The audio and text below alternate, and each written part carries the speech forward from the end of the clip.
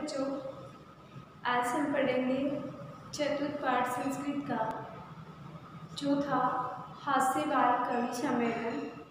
तो देखिए, इस चैप्टर में हमने कुछ पढ़ लिया था, आज हम उसी को आगे बढ़ा रहे हैं। हमने यहाँ तक पढ़ा था कि जो धुंधिल था, टोन वाला, उसने पराये भोजन के बारे में कहा था कि हमें पराये भोजन को कभी प्राप्त नहीं करना चाहिए, प्राप्त करके अपने आप को बुरा नहीं बनाना चाहिए। तो आज हम उसकी जो ये काव्य था, उस काव्य को सुनकर के सभी लोग बहुत जोर से हंसने लगे थे। और उसके बाद में चार्वाक जो था वो बोलता है, वो क्या बोलता है? आम आम। देखिए बच्चों, यहाँ पर आम का अर्थ वो आम नहीं है जो हम इस सीजन में खाने में यूज़ कर रहे हैं, रसीला मीठा मीठा आम होता है, तो वो आम नहीं है। यहाँ इसका अर्थ होता है संस्कृत में हाँ हाँ। तो आम आम हाँ हाँ। शरीरस्य पोषणम सर्वथा उचितमेव। शरीरस्य पोषणम सर्वथा उचितमेव, कि शरीर का पोषण सभी प्रकार से यह हमेशा उचित ही होता है। उचित ही होता है शरीर का पोषण करना। तो यदि हम शरीर का पोषण नहीं करेंगे, उसको खाने पीने को नहीं देंगे, तो हमारा शरीर काम नहीं करेगा। तो ये उचित होता है, नॉर्मली बात है, हमेशा मस्तिष्क को। यदि धनम नास्ति, और फिर क्या कहता है? यदि धनम नास्ति, यदि धन नहीं है अर्थात पैसे नहीं है, तदा ऋणम कृत्वापि पौष्टिकः पदार्थः एव भोक्तव्यः, कि यदि आपके पास धन नहीं है, पैसा नहीं है, तदा फिर भी ऋणम कृत्वा, ऋण का अर्थ होता है उधार लेना। ऋण क्या होता है? उधार लेना। उधार लेकर के भी या उधार करके भी, कृत्वा जो शब्द आया है, इसका देखिए, जो कृत्वा शब्द है, कृत्वा भी, जब हम इसका संधि विच्छेद करते हैं तो क्या होता है? कृत्वा प्लस अपि, कृत्वा प्लस अपि। इस शब्द में दीर्घ संधि होती है, आप और ए दोनों मिलके आ बन जाता है और कृत्वा पे हो जाता है। ये तो है इसका संधि विच्छेद। अब इसमें ये जो कृत्वा शब्द आ रहा है, इस शब्द का प्रत्यय विभाग भी होता है, और वो क्या होगा? इसमें ये कृत होगा इसकी धातु, और प्लस इसमें तत्वा प्रत्यय, ये हो जाएगा कृत्वा। इसका प्रत्यय विभाग क्या हो गया? कृ प्लस तत्वा। तो कृत्वा भी इसका अर्थ होता है करके भी, यानी उधार करके भी पौष्टिक पदार्थ ही उपभोग में कर लेना चाहिए। यानी उधार लेकर के भी, यदि धन नहीं है, पैसे नहीं है, तो हमें पैसे उधार लेकर के भी हमारे शरीर को भोजन देना चाहिए। तथा कथयति चार्वाक है कवि। तथा कथयति चार्वाक है कवि। चार्वाक कवि कहता है, ये बातें कह करके आगे कहता है, क्या कहता है? एक काव्य सुनाता है। काव्य क्या है? यावत् जीवेत सुखम जीवेत ऋणम कृत्वा धृतम पिबेत। यावत् जीवेत सुखम जीवेत ऋणम कृत्वा धृतम पिबेत। तो यावत् जीवेत मतलब जब तक जीवे, यावत् मतलब जब तक जीवे, जिए, जब तक जीवे, सुखम जीवे, सुखपूर्वक जीवन जीना चाहिए, कि जब तक हम जी रहे हैं तब तक हमें सुखपूर्वक जीवन जीना चाहिए। ऋणम कृत्वा धृतम पिबेत, ऋण करके भी अर्थात उधार लेकर के भी हमें घी पीना चाहिए। बच्चों, यहाँ घी पीने का मतलब ये नहीं है कि घी का गिलास भरा और पी गए उसको गटक करके, ये नहीं है। इसका मतलब ये है कि चाहे हमें हमारे शरीर को भोजन देने के लिए, पौष्टिक भोजन के लिए उधार पैसे लेने पड़े, लेकिन अच्छा भोजन खाना चाहिए। कभी ये मत सोचना घर पे मम्मी के पास घी रखा है, भरा गिलास पी गए, ऐसा नहीं करना है। इसका मतलब यही है कि जब तक हमें जीवन जीना है, हमारा जीवन है वो उसमें उसे हमें सुखपूर्वक जीना चाहिए, चाहे हमें उधार लेना क्यों पड़े, लेकिन अच्छा भोजन खाना चाहिए। तो स्रोत आ रहा है, स्रोत आ रहा कौन है? जो सुनने वाले बैठे रहते हैं वो कहते हैं तर्हि ऋणस्य प्रत्यर्पणम कथम, तर्हि ऋणस्य प्रत्यर्पणम कथम, तो या फिर ऋण से जो उधार लेंगे उसका प्रत्यर्पणम वापस कैसे देंगे, कथम कैसे देंगे, कि जो हम उधार ले लेंगे तो उसको वापस कैसे चुकाएंगे। चुकाना तो पड़ता है, किसी से उधार ले लेंगे तो वापस देना पड़ता है।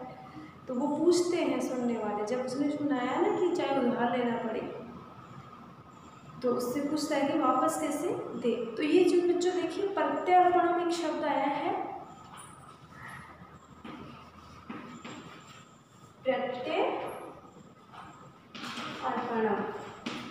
ये जो शब्द है, इस शब्द का जब हम संधि विच्छेद करते हैं तो क्या होता है?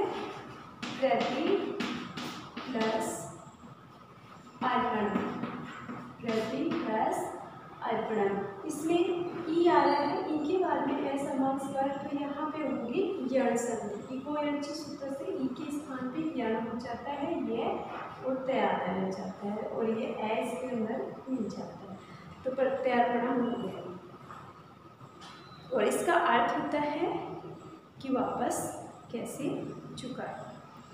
तो देखिए चार्वाक, फिर चार्वाक क्या कहता है? सूर्यताम मम अवशिष्टम काव्यम, सूर्यताम मम अवशिष्टम काव्यम, कि सुनिए मम मेरा अवशिष्टम शेष, अवशिष्टम शेष या बचा हुआ, कि मेरा बचा हुआ काव्य सुनो, क्या आगे मैं और बता रहा हूँ।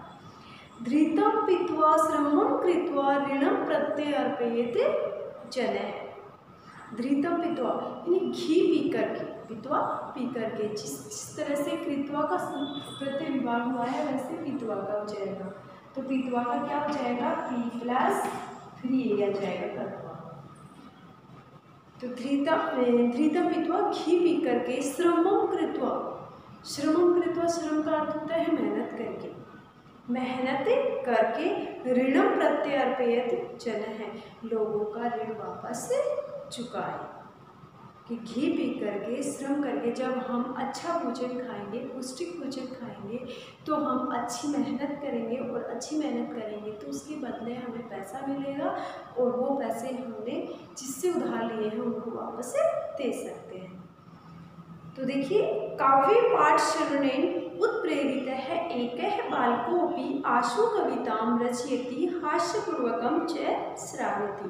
काव्य पाठ श्रवणेन यानी काव्य पाठ को सुनने से, जो काव्य पाठ था उसे को सुनने से उत्प्रेरित है, उत्प्रेरित होकर के, उत्साहित होकर के, एकः बालकोऽपि एक बालक भी आशु कविता रचयति, आशु कविता की रचना करता है।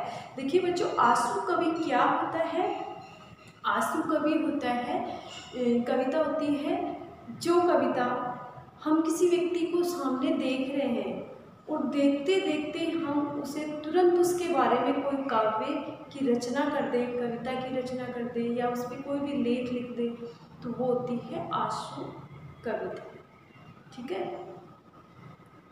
तो आशु कविता की रचना करता है और हास्यपूर्वकम च श्रावयति, और उसको हास्यपूर्वक यानी उत्सुकतापूर्वक सुनाता है, कि वह बालक है वो प्रेरित हो जाता है, उत्साहित होता है, उत्साहित होकर के तुरंत एक कविता की रचना करता है और करके उसे सुनाता है।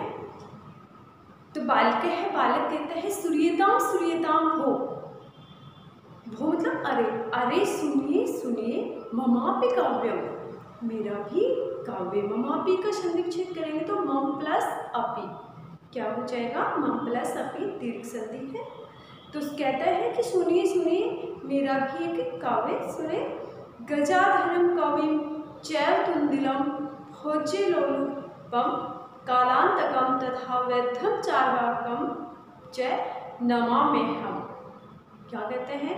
गजाधरम कवि, गजाधर जो कवि है उसको, तुंदिलम भोज्य लोलुपम, भोज्य मतलब भोजन होता है, और लोलुपम का मतलब होता है लोभी भी होता है, लालची भी होता है, कि गजाधर कवि को और भोजन के लोभी या लालची तुंदिल को, कालांतक को, वैद्य को और चार्वाक को नमाम में अहम मेरा नमस्कार हो या उन्हें मैं प्रणाम करता हूँ। उसने जो काव्य बनाया वो क्या बनाया था कि गजाधर कवि को, भोजन के लालची तुंदिल को, कालांतक को तथा वैद्य और चार्वाक को मेरा नमस्कार हो। काव्यं श्रावयित्वा हा हा हा हा इति कृत्वा हसन्ति हस्ति। काव्यं श्रावित्वा काव्य को सुन करके हा हा इति कृत्वा हा करके हंसता है। देखिए जब भी कोई भी बातें सुनाते हैं तो इसके बारे में उस पर क्या कहते हैं, हा जोर से हंसने लग जाते हैं ना। तो वह बालक सुना देता है काव्य, सुना करके हा करके हंसने लगता है। अन्य चापी हसंती, और जो अन्य लोग होते हैं वो भी हंसने लग जाते हैं। सर्वे गृहं गच्छन्ति, सभी घर पे चले जाते हैं। तो देखिए बच्चों, आपका जो चैप्टर था 4 वो आज कंप्लीट हो गया है और नेक्स्ट जब हम मिलेंगे तो इसी चैप्टर के प्रश्न उत्तर करेंगे। आपको करना क्या है, वीडियो को अच्छे से समझ करके इसमें जो हिंदी बताई गई है उस हिंदी को राइट एंड टर्न करना है। ओके।